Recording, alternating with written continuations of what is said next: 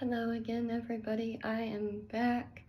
Today I am going to talk about R.E.S.P.E.C.T. Some of our favorite songs. Uh, but yet we don't seem to want to practice it outside of that song. But it's like we love that song, right? But we don't practice it. It's basically, practice what you preach kind of thing. So anyway, I'm going to talk about what it means and different ways that you can show it in case you've never been taught or don't even know what it means. So respect by definition is a feeling of deep admiration for someone or something elicited by their abilities, qualities, or achievements. Also due regard as in acknowledging those feelings, wishes, rights, or traditions of others and respecting them. So ways that you can show respect is by actively listening to others, showing people that you care, actively listening. Treat them like you would want to be treated and show gratitude. So like, if you were talking, would you want somebody to actually listen to you and try to understand you? Well, then do the same for somebody else or anybody else that you come in contact with. Something like that. You can be polite, compassionate, acknowledging people's feelings and achievements. Keeping promises is a way to show respect. Speaking kindly, avoiding gossip, go to the source themselves. So like a lot of people used to get on my case because I've dated somebody in a prison system. And people used to tell me, oh, he's just going to do it again, or he's going to do that again, or whatever. Okay, cool, whatever. You guys have your own opinions. Me, I'm going to be the mature one and go to the source and figure it out for myself. Sure enough, they were right. I should have listened to an extent, but at the same time, I'm not like that. I treat others the way I want to be treated. So if I want somebody to find something out about me that they heard from somebody else, I'd rather them come to me themselves and show me that, and learn themselves from me. See it for themselves instead of just listening to everybody else. Respect personal space. Speak up if others are being disrespectful. Show empathy. Offer assistance to those in need. If somebody needs help walking across the lot because they're elderly and they're using a cane, or if you see somebody struggling with groceries, offer to carry them for them. Something like that. Understanding somebody's point of view. Saying yes, ma'am, no, ma'am, yes, sir, no, sir. Now, of course, unless they ask you not to address them that way, then don't. Respect that. They have their reasons for that. Otherwise, continue to say, yes, ma'am, no, ma'am, yes, sir, no, sir, to show respect, unless they tell you otherwise. Saying please, thank you, you're welcome. Clean up after yourself in the workplace. Show respect for your job, that you have, because jobs are hard to find. Coming from me, I have been out of a job for a year now. And I'm looking for a job. I've been actively looking for a while now. I'm still not having any luck, and it's harder than you think.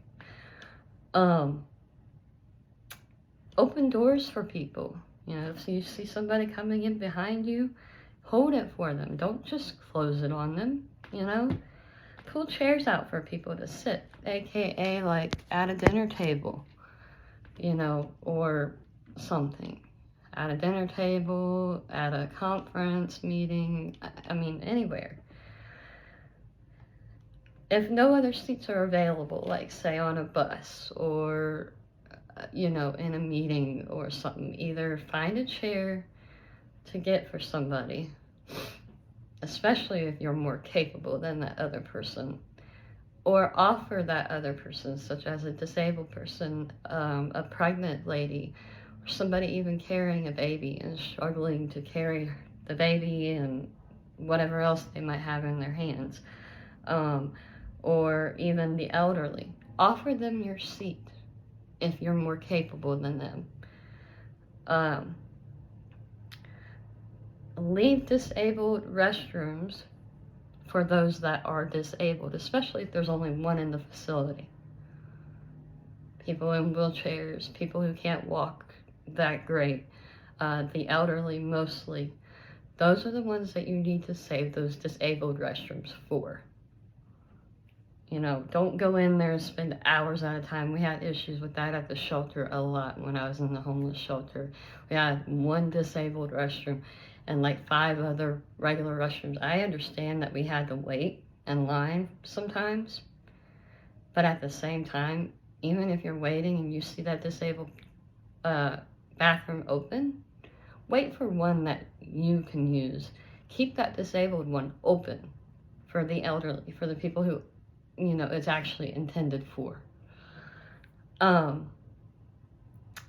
If somebody cooks for you, offer to clean or just clean. Do it. Just, you know, just do it out of respect. You dirtied up their dishes while eating, you know, so clean it up after yourself. Offer to clean. Do all the dishes. They spent a couple hours slaving by the stove, if some people like to call it. Offer to clean for them. Be consistent in your actions, not just towards the same people that you do every day, but everyone else around you too. Again, treat others the way you want to be treated. Would you want people to listen to you? Of course you would. Would you want people to call you names? I don't think so. Then don't call other people names. Would you want people to lie to you? I don't think so either. So stop lying to each other.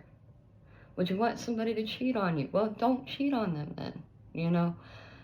Would you want somebody to respect you, especially when it comes to a marriage?